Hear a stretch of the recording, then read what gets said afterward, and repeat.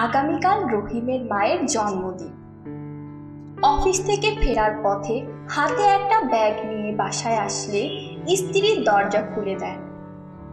স্ত্রী তার স্বামীর হাতের ব্যাগটা দেখে খুশিতে হাত থেকে ব্যাগটা নিয়ে খুলে দেখে তার মধ্যে একটা শাড়ি।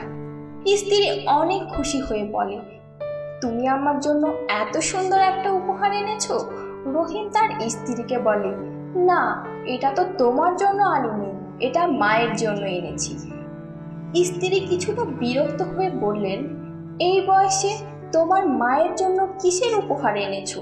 রহিম তার স্ত্রীর প্রশ্নের জবাবে বলল, কাল মায়ের জন্মদিন, ওনাকে তো জন্মদিনে কখনো কিছু উপহার দেওয়া হয়নি, তাই শাড়িটা এনেছি। স্ত্রী স্বামীর কথায় রেগে গিয়ে বলে, এই বয়সে ওনার জন্মদিন পালন করার কোনো দরকার আছে? রহিম স্ত্রীর হাত থেকে ব্যাগটা নিয়ে বলে, হ্যাঁ দরকার আছে।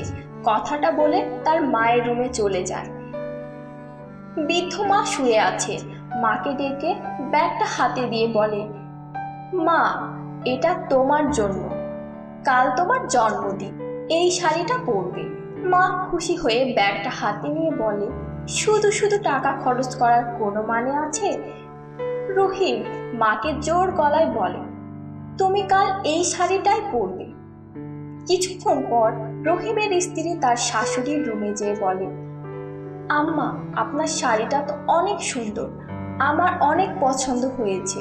তাছাড়া এই শাড়িটা আপনার গায়ে একদমই মানাবে না, তাই শাড়িটা আমাকে দিয়ে দিন। আপনাকে তো আপনার ছেলে আরো কত শাড়ি এনে দেবে।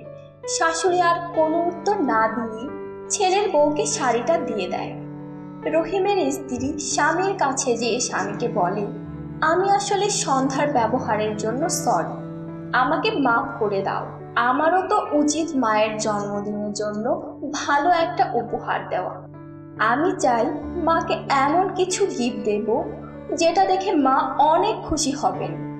তাই তুমি আমাকে 10,000 টাকা দাও, আমি কাল সকালে মায়ের জন্য উপহার কিনতে যাব।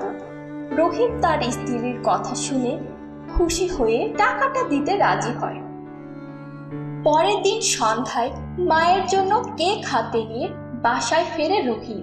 মায়ের পরনে অন্য শাড়ি দেখে রেগে গিয়ে বলে, মা, তোমার জন্য আমি নতুন শাড়ি আনলাম, পরতেও বললাম, তারপরেও তুমি শাড়িটা পরলে না। মা বলেন, আসলে হয়েছে কি, শাড়িটা অনেক সুন্দর, আমি বয়স্ক মানুষ, শাড়িটা আমার গায়ে মানাচ্ছিল না, তাই বৌমাকে আমি জোর করে শাড়িটা দিয়ে দিয়েছি। তাছাড়া আমার তো কত শাড়ি আছে। রহিম রেগে গিয়ে স্ত্রীকে ডেকে বলল, মা তোমাকে শাড়িটা দিল আর তুমি নিয়ে নিলে?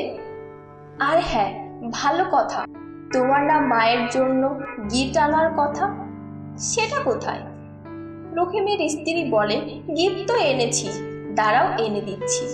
কিছুক্ষণ পর ছোট্ট একটা ব্যাগ থেকে সুই আর নানা রঙের সুতা বের করে মায়ের হাতে দিয়ে বলল, মা সেলাইয়ের কাজ ভালো পারে, তাই এগুলো তার জন্য ভালো উপহার। সারাদিন তো বাসায় অলসভাবেই বসে থাকে, তার থেকে একটু সেলাইয়ের কাজ করলো। রহিম রেগে গিয়ে বলেন, তুমি 10,000 টাকা দিয়ে সুই সুতা কিনে আনলে? স্ত্রী হাতে 2টা টিকিট দিয়ে বলে, আমি আর তুমি কাল কক্সবাজার যাচ্ছি, আমি বাকি টাকাটা দিয়ে কক্সবাজার যাওয়ার প্ল্যান করেছি, তাই টিকিট কেটে রেখেছি। রহিম কিছুক্ষণ স্ত্রীর মুখের দিকে তাকিয়ে হেসে বললেন, হ্যাঁ, এটাও ভালো উপহার এনেছো, টিকিটগুলো দাও। আর মা, তুমি ব্যাগ গোছাও, তুমি আর আমি কাল কক্সবাজার যাব। স্ত্রী বিরক্ত হয়ে বলে, তুমি আর আম্মা যাবে কেন? টিকিট তো আমার আর তোমার জন্য কাটলাম। রহিম রেগে স্ত্রীকে বলে, তুমিও ব্যাগ গোছাও, বাবার বাড়িতে চলে যাও, আর মায়ের কাছ থেকে শিখে আসো কিভাবে মাকে ভালোবাসতে হয়।